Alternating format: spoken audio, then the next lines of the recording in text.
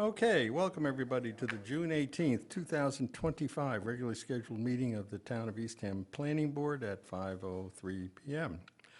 This meeting will be video recorded and broadcast over local access channel 8 and through the town's website at www.eastham-ma.gov. We have a first item on the agenda, and I'm going to call it to open the hearing. This is for case number PB 2025-07 for 150 State Highway, as shown on map 20, parcel 144, 150 Old State Highway LLC. Owner applicant seeks site plan approval. Special permit pursuant to Eastham zoning bylaw section 4.7 and 10.2 to convert an existing cottage colony to a condominium development. A vote may be taken. Good evening. Would you like to come up and present your new plan? And for the record, state your name. Gary Vecchione. I have full-size copies here. I understand you each have smaller copies. That'd be, I'd love one, but I don't know if anybody else needs it. Be great. Okay.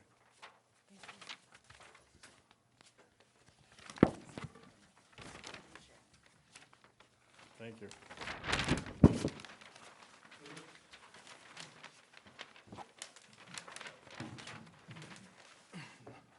This plan represents changes or revisions that we talked about at the last hearing, so that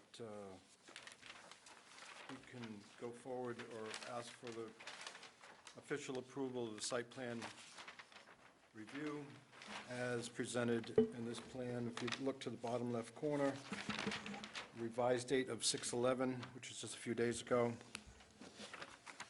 And what we did is removed the alternative analysis, alternative access points. We defined the pull-off areas, showed the lighting, the light posts with a downward, I think the phrase is down-shielded lights, convex mirrors in front of cottage 2, over by the entrance. We removed the concrete geogrid, for lack of a more definitive term, where the hammerhead turn is, so that it's just an pre-existing grass, so that if a fire truck or other truck were in there, they could pull forward, pull backward, and then pull out again. So as the plan notes, are basically three changes from the original waiver hearing that we were at. We came before you several months ago, so there's not a whole lot changed, but it did define particulars that I understood the board wanted. We also have pull-off area to the right of the entrance in front of cottage 5, pull-off area in front of cottage 3, and shaded areas with denotations that the vegetation will be pruned to allow for 14-foot cube for the fire apparatus to come and go without scratching the trucks and so whatnot.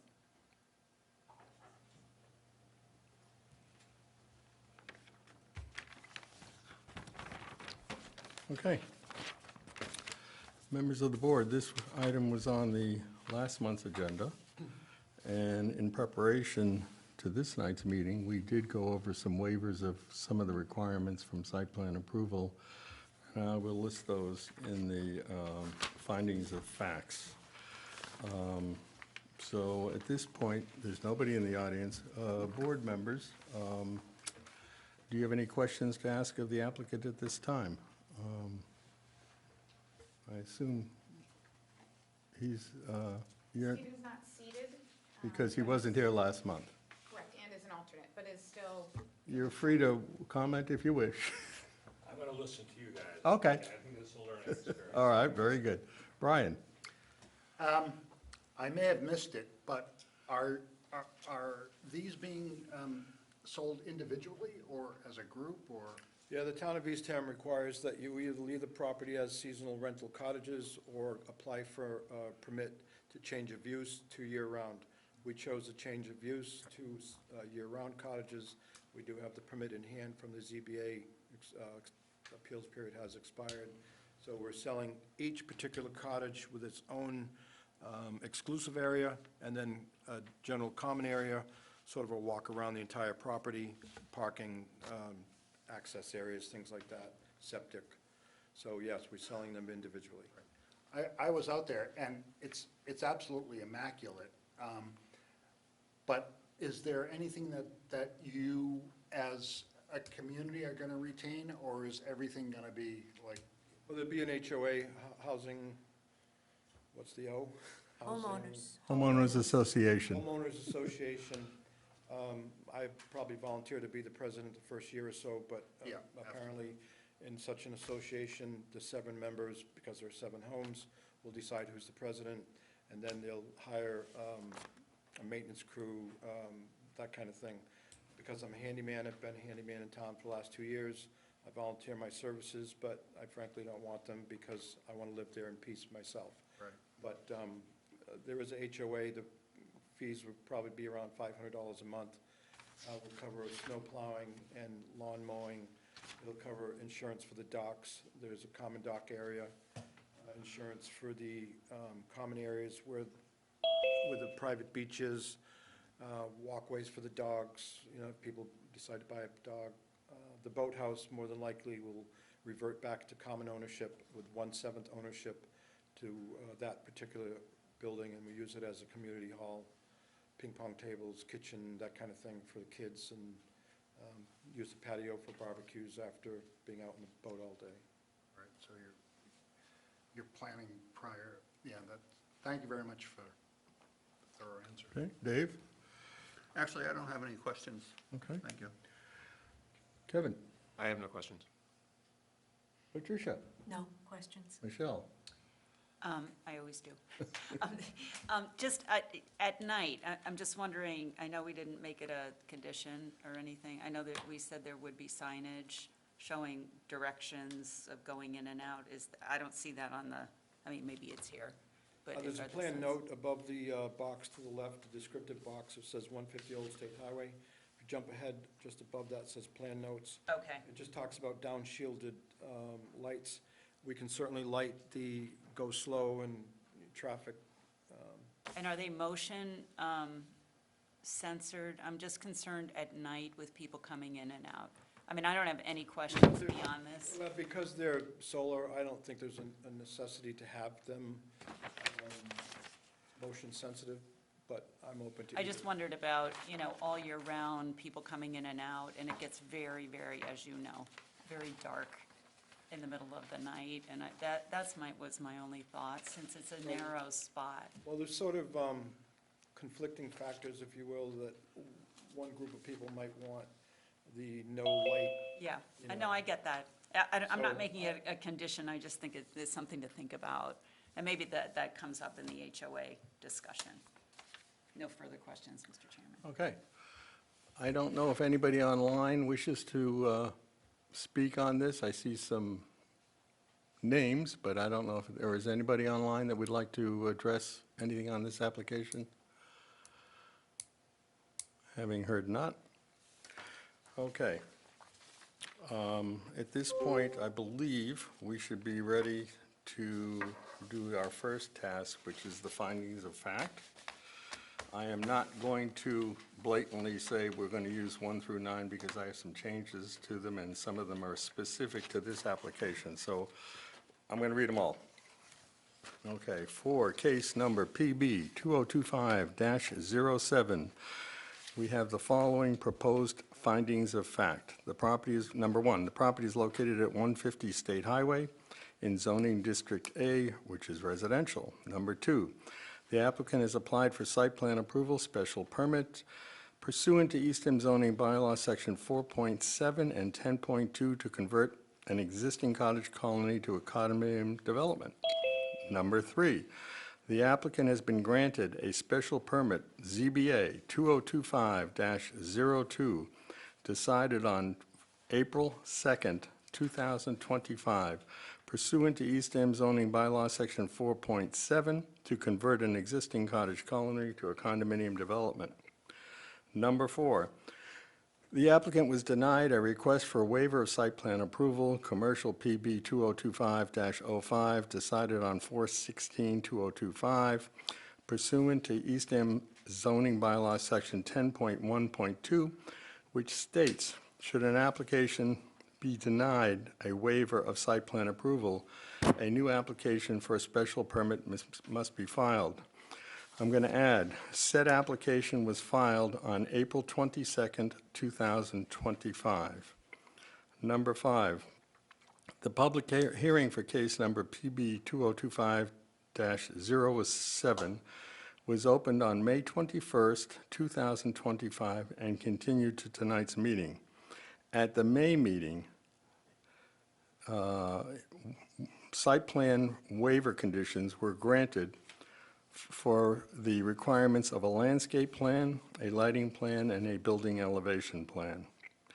Number 6, the project does avoid use of wetlands, steep slopes, floodplains, hilltops. A portion of the site is located within a 100-foot buffer, and part of the property is located in the VE flood zone. No issues have been identified, and no exterior construction activity is proposed at this time. Number 7, the project does preserve unique historical features. The proposal does not include any new exterior construction activity. The property as it exists is a distinguished example of historic and aesthetic significance, and the prevailing character of the neighborhood and the town, and the town as defined in section 10.3.2, subsection number 2, paragraph 2. No changes to the exterior structures are proposed. Number 8, the project does preserve unique natural features. The proposal does not include any changes to the natural features of the property. The scenic features of the waterfront property are preserved by the plan. Number 9, the proposed plan does minimize tree vegetation and soil removal and grade changes. In response to concerns identified by the Planning Board regarding driveway access, the plan calls for limited tree vegetation and soil removal beyond what is necessary for the new septic system already approved by the Conservation Commission, trimming of existing vegetation to improve vehicular movements and safety on the site will be focused on from the entry on the Old State Highway where the driveway is lined with trees and vegetation.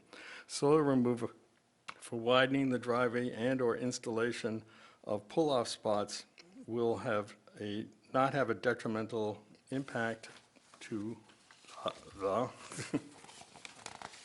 where are we? Oh, it's at the bottom, site. Thank you. Number 10, the project does screen objectionable features from the neighboring properties and roadways. The site has significant existing fencing and vegetation screening. No detrimental issues have been identified. Number 11, the proposed septic and water supply do serve the proposed use of the site. A new septic designed to serve all existing dwellings has been approved by the Board of Health. A condition of the ZBA permit, ZBA 2025-02, requires the applicant to acquire certification from the Eastham Board of Health that the septic system and the water supply for said premises complies with Eastham's current health code requirements or as set forth in Title V of the Massachusetts Sanitary Code, or any amendments thereto as it relates to the new construction. The property is served by municipal water. Number 12, the site plan does maximize the convenience and safety of vehiculars and pedestrian movements within the site and in relationship to existing ways. The plan includes installation of convex directional mirrors and safety signs, as well as driveway lighting for tree trimming and the maintenance of sight lines to maximize vehicular and pedestrian safety. Number 13, the project does comply with lighting requirements. Were there ever any letters of objection or in favor? Okay, so we don't need number 5. There were no. Number 14, there were no letters received by abutters either in favor or against the project. Is there a motion to approve the conditions for PB case number 2025-07 as read. So moved. Second. Any discussion? All in favor? Brian? Aye. Dave? Aye. Kevin? Aye. Patricia? Aye. Michelle? Aye. And chairman votes aye. Okay, we're not done yet. Now we're going to get into conditions. Okay, the next step is, now that we've done the findings of facts, is to have approval based on conditions. So for case number PB 2025-07, the following conditions are proposed. Number one, no building permit shall be issued until the application complies with all pertinent sections of the Town of Eastham zoning bylaw. Number two, all exterior light fixtures shall be down-shielded with a fully enclosed fixture to reduce light spill and nuisances to adjacent properties. Number three, the applicant shall verify final bedroom count, septic design for adequacy with approved plan with the Eastham Department of Health, and if necessary, shall obtain Board of Health approval prior to the issuance of a certificate of occupancy, of use and occupancy. Number four, plan reviews conducted by town staff as part of the site plan approval have been conducted for conformance with applicable sections of the zoning bylaws and for adequacy of the site for public safety, access, and environmental impacts. Additional plan review for health and safety code compliance may be required and may result in changes to the approved plans. Any changes to the site plan and/or building plans approved in this case and referred to and referenced in the planning board decision letter, except those that are deemed de minimis, must be reviewed by the planning board. If the planning board finds a change to be substantial, renotice is necessary for a new hearing. Number five, the applicant shall maintain the existing perimeter vegetation in accordance with zoning bylaw section 7.2.6, perimeter vegetation. An area not less than 6 feet in width measured from and perpendicular to the front line and around the perimeter of the lot shall be maintained with trees, shrubs, or other plants in order to keep and/or create a naturalized buffer between properties. Portions of this area may be paved for pedestrian and vehicular access, but at no time shall the pedestrian and/or vehicular access be located within 6 foot of a side property line. That's not the front, so you can do it in the front. Number six, landscaping within the 6-foot property buffer may be undertaken at any point in the future per zoning bylaw section 10.1.6, perimeter vegetation. Clear cutting and vegetation within the 6-foot perimeter vegetation setback where removal of the vegetation is not subject to any other regulatory review may be approved by the planning board or its designee without a public hearing, provided that the abutters sharing the common lot line have been notified and proposed site work no less than 14 days prior to the date of approval, and no abutter has requested a public hearing. In making its determination, the planning board or its designee shall utilize applicable sections of the zoning bylaw section 10 site plan approval. Number 7, the applicant shall file the site plan application decision letter with the Barnstable County Registry of Deeds and provide a copy of the building department and a copy to the building department prior to the issuance of a building permit. Number 8, any changes to the final grade must be reviewed by the planning board. Now I'm going to add 3. Number 9, the owner will cause to remain in perpetuity a 14-foot minimum travel width for all driveways within the site. Number 10, in the event that unsuitable earth materials are discovered in the travelway that will not support the weight of a vehicle, they will be removed and replaced with load-bearing stone. And number 11, the applicant and/or its successor will cause all driveways within the site to have a minimum 14-foot travel width by, and I need a date. What do you feel comfortable in terms of completing the driveway work? I was thinking January 1st, 2027. Gives you a year and a half. You're just talking about trimming? Talking about trimming, making the 14-foot width, travel width. Yeah, that's fine. Okay, so I will finalize number 11, the applicant and/or its successors will cause all driveways within the site to have a minimum 14-foot travel width by January 1st, 2027. And the last item, number 12, the planning board reserves the right to monitor the ongoing construction for compliance with the approved plan. Is there a motion to grant site plan approval for case number PB 2025-07, subject to the conditions as read? Can we have a discussion first, or is that against the rules? Make the motion, then you can, We can stop at the motion? All right. it's up to you. Make the motion, you second, then you can have. We've made it and seconded, so we're ready to vote. Is there something you wish to? Yeah, I just want to ask a procedural question. There's a point in there that you made about the site plan being in my name only, or was it the applicant's name? How are you handling that? My question is, can this plan or this approval be relinquished to someone else? In other words, if I sold the property?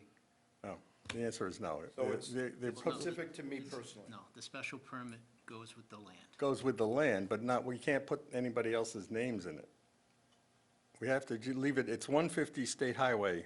That's who you've applied for, and that's who's getting the right approval. now, but if it were to be sold, he's Yeah. asking the special permit transfers to the new. Would I have to transfer that to him, or go automatically?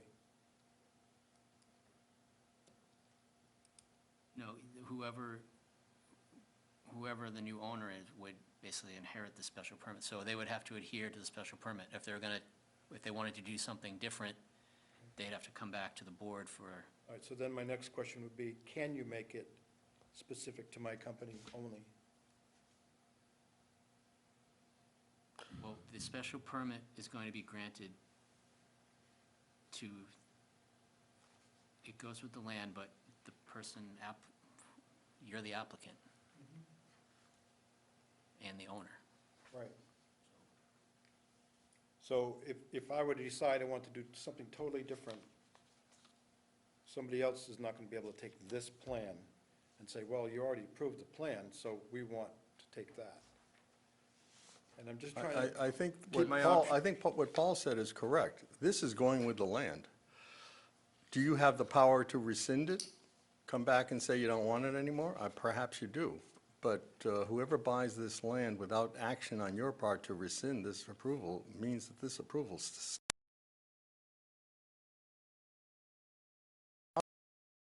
I believe an applicant could do that.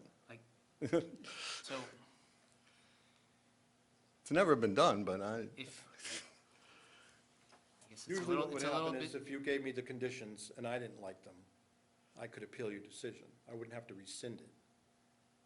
so through you, Mr. Chair, Yeah, my go ahead. recommendation is if you have any concerns about the conditions, now would be the appropriate time to discuss that, and it Well, can I be mean, it just resolved. took him 10 minutes to read it, and I haven't read along with it, so that's putting me at a disadvantage. So I'm just asking from a procedural point of view how this happens. That's all. So if the board approves and grants the special permit tonight, you'll have your approval. If you're going to go forward with your project, meaning the conversion of the units, then you would be required to fulfill the conditions of the special permit. Now, if you decide that you're not going to convert these units, you're going to keep it as a seasonal cottage, or you sell, or whatever, like, you don't have to do this, but, Okay. So so I get, what's the- another, just to be clear, so this is a little bit different project, but, let's just say a residential site plan review, you get the approval, and then you wake up the next morning and say, actually, I don't want to do this. You don't have to do it. You have the approval to do it, but if you say, I don't like the this same anymore, you here, don't have to do Are you it. saying this is different?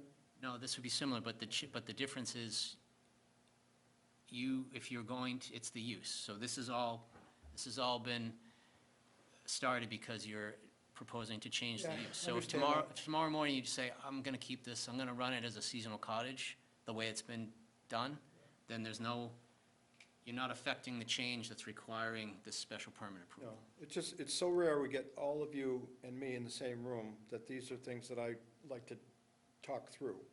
Because from a marketing point of view, we hope this works. If it doesn't, I need to know what my options are.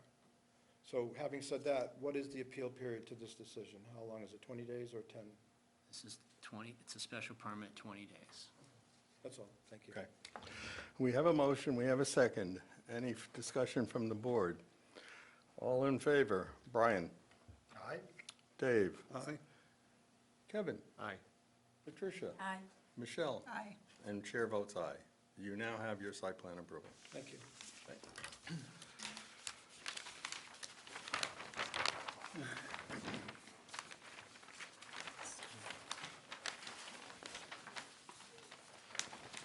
Apologize for grabbing that. Usually grab like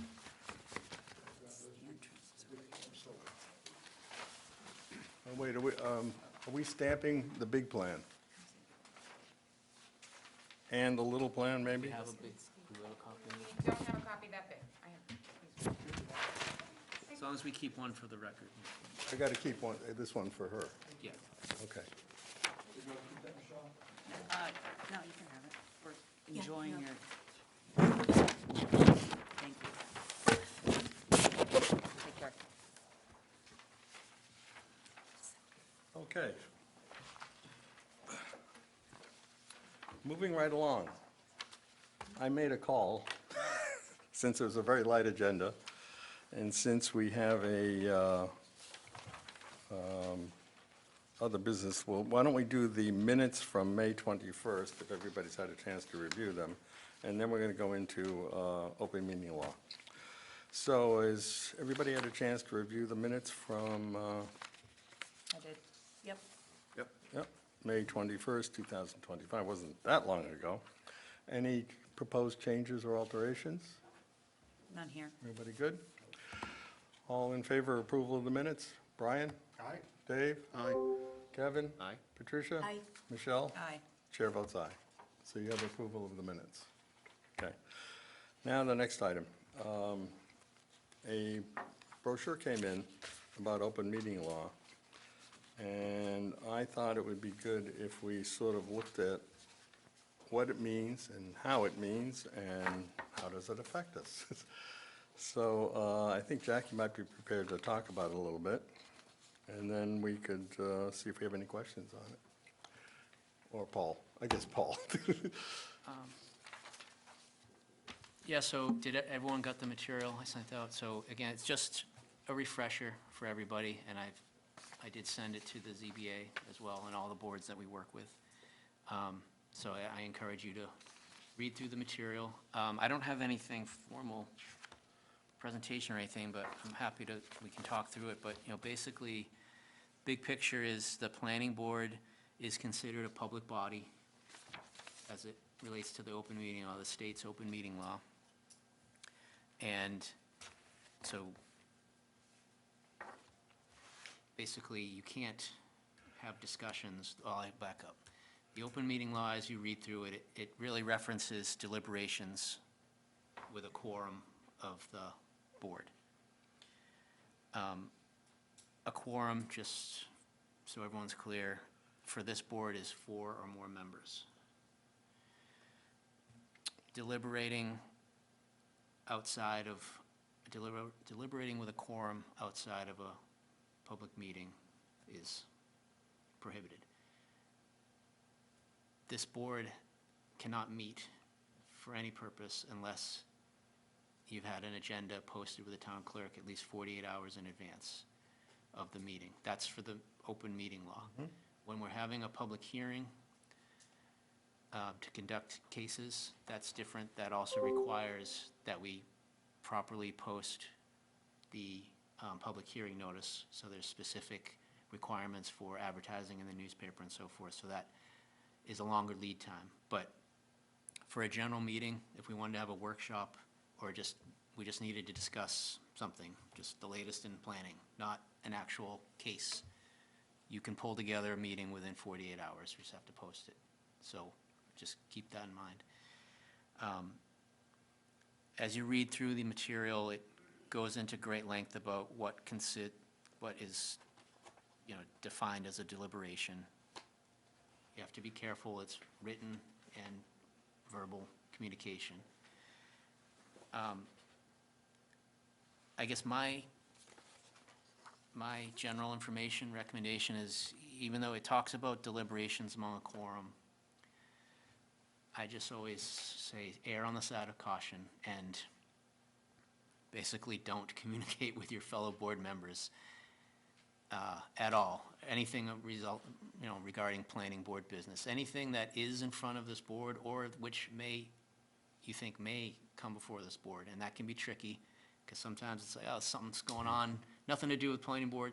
Sometimes it'll end up in front of you and you may not realize it. So I just urge everyone, just err on the side of caution. Just don't talk about official board business outside of a meeting.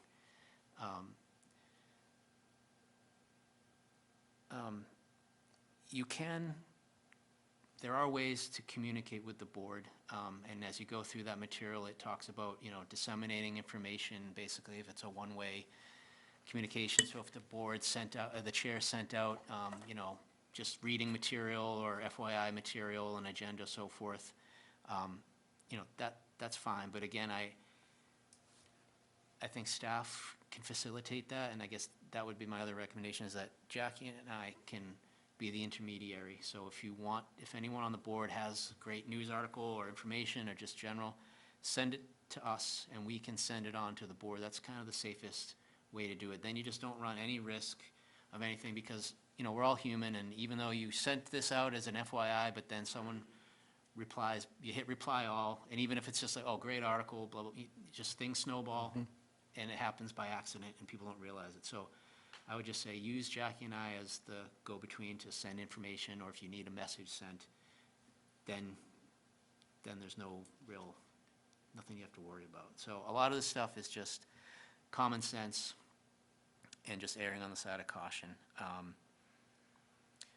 I will say, just again, staff, Jackie and I are available to meet with any of the board members one-on-one to help you prepare for the meeting. So when you get the meeting packet, if something's not clear in the staff report, you're having trouble reading the site plan, and some of these plans get complicated and they can be tough to read.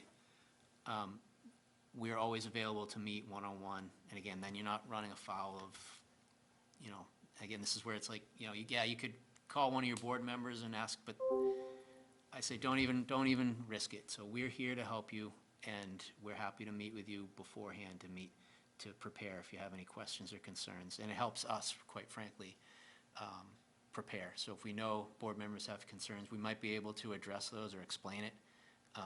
And it might not be an issue after you fully understand it, or if it's something you feel you want to bring up and you want to make sure that you have some extra info, we can help prepare that, so we can help answer the question or give the information to the whole board at the meeting.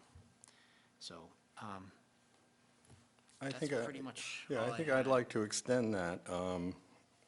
I think this board is autonomous.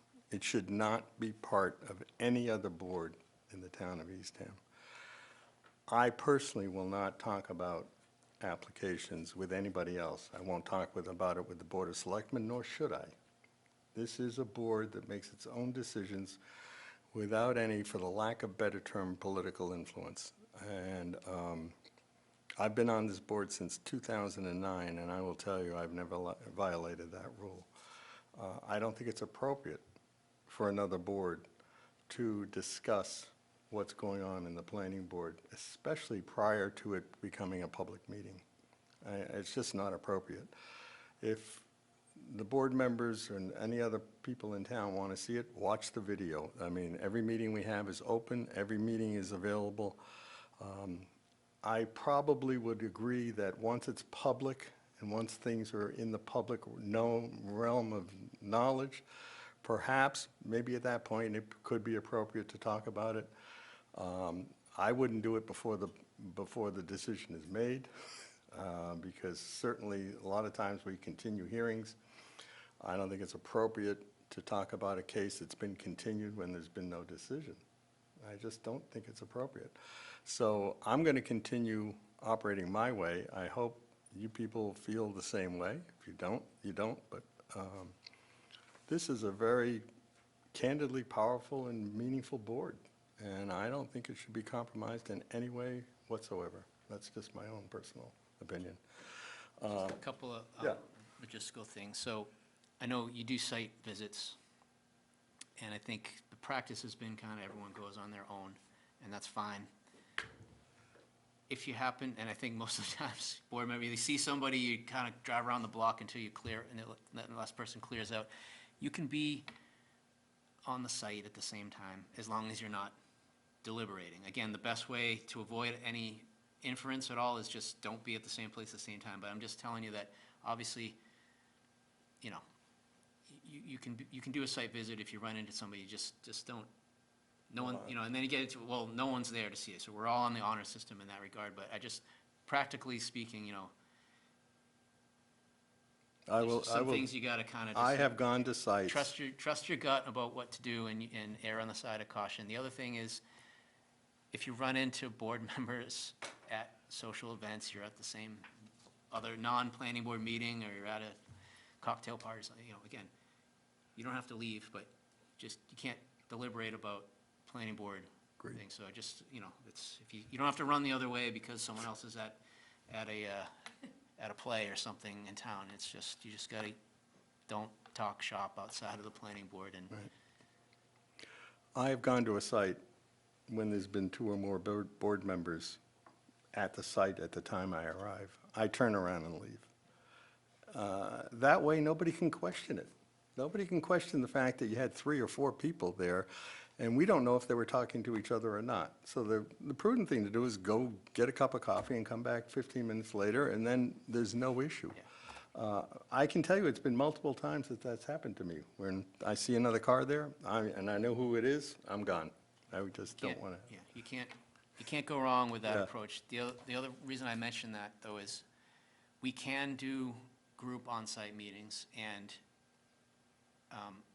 just in the future, something to keep in mind if we have a complicated project, especially if we start getting more complicated commercial projects, if it's beneficial that we meet on-site, we can do that as long, we just post it as a meeting.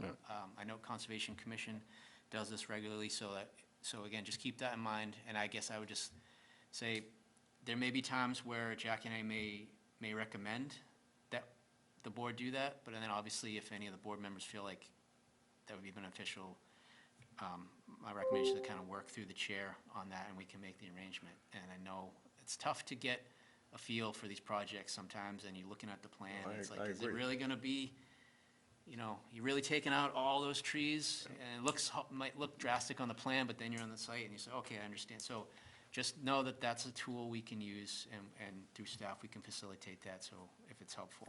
It is, and any meeting that you have blessed, in my mind, is fine. Because that way I know it's been noticed properly, everything's out in the open. So if Paul were to suggest we have a field meeting, I wouldn't question it. I would absolutely say, let's do it, because it's going to be flushed out. It's not going to be hidden. So, And we can make arrangements like with the applicant, Yeah. or whoever it is, the engineer or something, so if Sure. if we need someone to walk us through, we can make those arrangements too. Or it could just simply be the board members themselves, so. And this comes up because sometimes when you're out on a site that has not been staked out, it's very difficult. I mean, I can do it because I'm a trained engineer, but it's very difficult to figure out where you are and what you're looking at if you don't see stakes. So, especially a heavily wooded site. I mean, it can be a nightmare trying to figure out where everything's going and how close is it to, let's say, a major tree or something else, and you just don't know because you don't have any stakes. So, in that regard, we have required the applicant to go back, stake it, and adjourn the meeting to the following month, because he didn't stake it. And I would say it was poor judgment on the applicant's part if that happens, but we'll fix it. Okay. We have, I believe, is this the month we're going to do positions of the board? We Or should is do it after July? the first meeting after July 1. After fiscal year. July 1, okay. So, next month, board members who wish to be considered for a, chairmanship, vice chair, whatever else, we have, what do we have now? Do we have secretary with the secretary? Clerk. Clerk. Those are the three? Anybody want to be treasurer? We don't have any money. That's a Okay. good job. All right, so if anybody would like to do that, it's kind of an informal thing that happens. We talk about it. I would suggest you think about it, and if you want to do something, be verbal at the next meeting. In other words, we will sort of open it up for nominations. That's how we normally do it. Verbal, not in writing. And let's see if some people would like to serve on the board. What we've usually done is to do that at the end of the meeting, just Yeah. so that we don't have a new chair, like, Right. right at the top of the meeting. So correct. it would take, the August meeting would be the first one with, if we have. So new- let's new plan for lineup. August. That's in regular session, not executives, all right? Correct. No, yeah, we do that in regular, yeah. Regular, at the end of the regular session. So it's pretty informal, and voice your opinion if you'd like to do something. We're certainly not exclusionary. Everybody's open to serve on a board. Okay? Anything else? It's a light agenda tonight. Next month, we do have a busy agenda. So you have 420 Meeting House that was continued from May, the garage. We did have 2 cases come in right at the filing deadline. One is really the first ECSD new zoning structure for I guess it'll be a special permit. That is going to have some housing, so we're going to be looking at inclusionary zoning. So if you need to review 7.7 in your Okay. bylaws, you can check that out. So you'll get some information on that. And another project that has to go in front of historic, but I think you could open it next month, is their hope. Okay. So that's a residential site plan review. So Good. we have three cases. Now, That's so good. the one in the ECSD, like Jackie said, it'll be our first one under all the new regs, and so everyone will be learning, us, ourselves included, and that has the inclusionary zoning, which has never been used yet to date, so we've kind of had to come up with some application forms and procedures, so Will it be going to the zoning board of appeals for anything, or is it just us? everything for this is with the planning board. Okay. So, yeah, so technically, it's 2 permits. They need a special permit for the actual site work, the building, and then the inclusionary zoning is its own special permit, but we'll bundle it all together because it's all related. So our talents are going to be, shall we say, given to more issues and more testimony and more decisions. So I think it's a great time to be a board member. You're gonna learn by doing. Very good. Okay. Everybody had enough? Motion to adjourn? So moved. Second. All in favor? Aye. Aye. Okay. Thanks.